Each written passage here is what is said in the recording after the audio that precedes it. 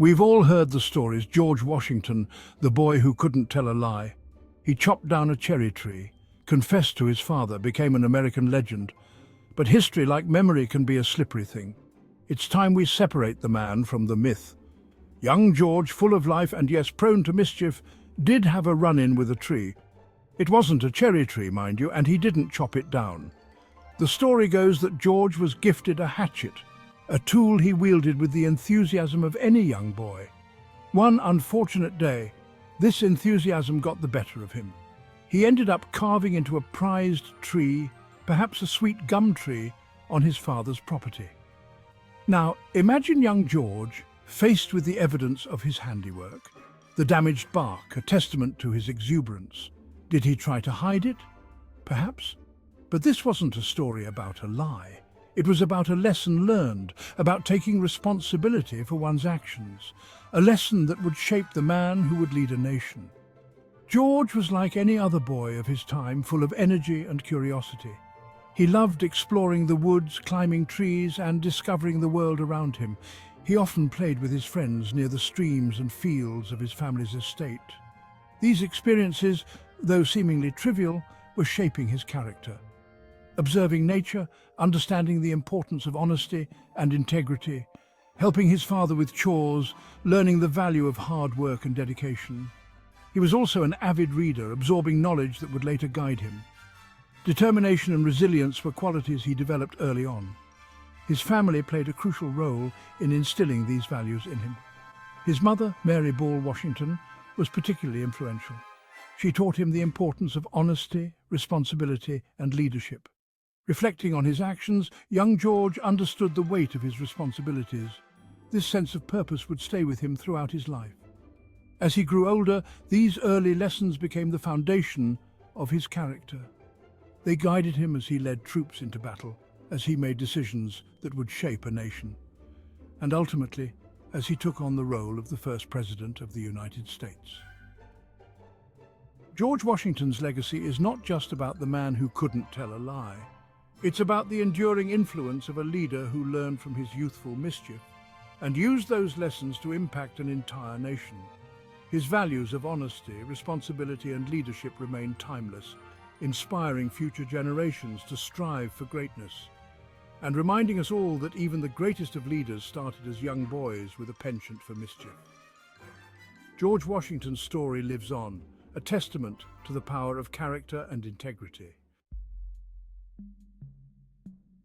The cherry tree story, as charming as it might be, is just that, a story. Invented by an early biographer, Mason Locke Weems, it sought to paint Washington as a man of unwavering honesty. And while Washington undoubtedly valued honesty, this particular tale is a bit too good to be true. Think about it. A young boy, a prized tree, and a confession that conveniently teaches a moral lesson. It's the stuff of storybooks, not necessarily historical fact. The humor lies in the enduring nature of such myths. We crave heroes, figures larger than life who embody our ideals, and sometimes we embellish their stories to fit our narratives. But the true measure of a man isn't in the absence of flaws, but in how they overcome them. The wooden teeth myth. It's one of those enduring legends that has somehow managed to stick around for centuries. But let's set the record straight. This one's a real humdinger. The idea that George Washington, the first President of the United States, had wooden teeth is as fascinating as it is false. You'd think the leader of the free world would have the best dental care available. But back in the 18th century, dental care was rudimentary at best, even for someone as prominent as Washington. The reality was far more complicated. Washington suffered from dental problems throughout his life, starting from his early 20s. By the time he took office, he had only one natural tooth left. Washington's dental woes were a constant source of discomfort and embarrassment for him. He tried various treatments, but the technology and knowledge of the time were limited. And no, he didn't sport a set of wooden chompers. The myth likely arose from the dark stains on his dentures, which were made from materials that discolored over time. The truth is both more intriguing and more cringeworthy. Washington's dentures were a mix of ivory, gold, and even human teeth, sourced from various places, including his own slaves. Washington had dentures, yes, but they were fashioned from a variety of materials. The craftsmanship was intricate, yet the results were far from perfect. Imagine that for a moment, the father of our nation, flashing a smile that was part animal, part precious metal, and part, well, you get the picture. It was a patchwork solution to a persistent problem. These dentures were a testament to the limited dental options of the time. They were painstakingly crafted, but they were also uncomfortable and often ill-fitting. They were painful and probably contributed to his famously stern expression in portraits. The constant discomfort was something he had to endure daily. So the next time you see that stoic face on the dollar bill, spare a thought for the man behind the myth. His stern expression wasn't just a pose, it was a reflection of his ongoing battle with dental pain. He may not have had a dazzling smile, but he had something far more important: grit, determination, and a vision for a new nation.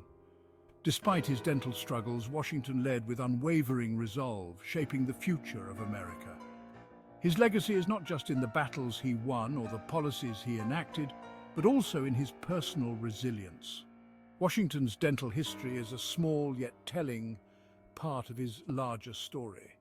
So as we remember George Washington, let's also remember the human side of this iconic figure. His dental struggles remind us that even the greatest leaders face personal challenges.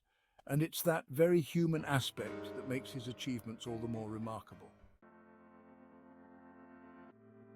Behind every great man is a loyal companion. And for Washington, that included a pack of beloved dogs. He adored his canine companions, breeding hounds and giving them names that were as unique as the man himself. Forget Fido or Rover, Washington's dogs had names like Sweetlips, Searcher, and even Drunkard. Yes, you read that right, Drunkard. Now, we can only speculate on the inspiration behind that particular name.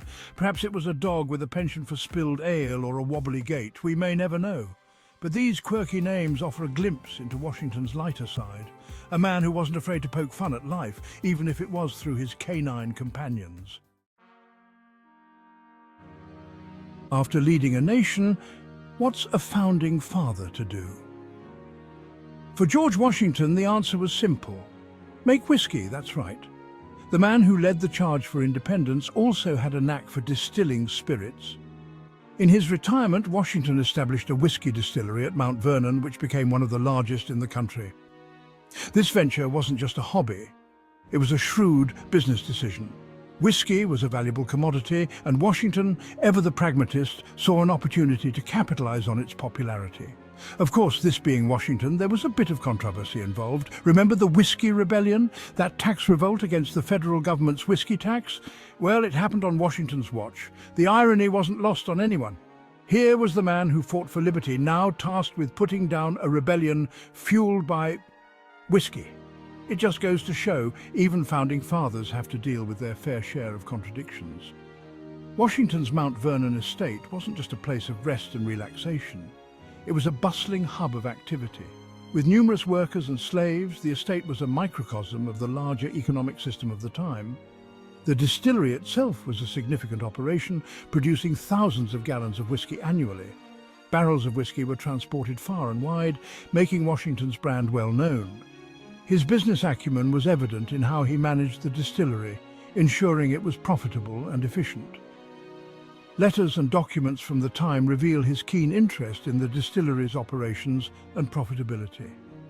Washington even experimented with different recipes and techniques, always looking to improve the quality of his product. In the broader context, whiskey production was a significant industry in early America, providing a source of income and trade. The economic impact of whiskey was substantial, influencing trade and commerce in the young nation. Washington's legacy in the whiskey industry is a testament to his versatility and entrepreneurial spirit. Today, the distillery at Mount Vernon has been reconstructed, allowing visitors to see firsthand the ingenuity and craftsmanship of Washington's time. Visitors can witness the distilling process, gaining a deeper appreciation for this lesser-known aspect of Washington's life. It's a fascinating reflection on how multifaceted Washington's life was, blending leadership, innovation, and a touch of irony. From general to distiller, George Washington's journey is a remarkable chapter in the story of America's founding. If you have found this video interesting, please consider a like and subscribe to our channel. It helps us out more than you know.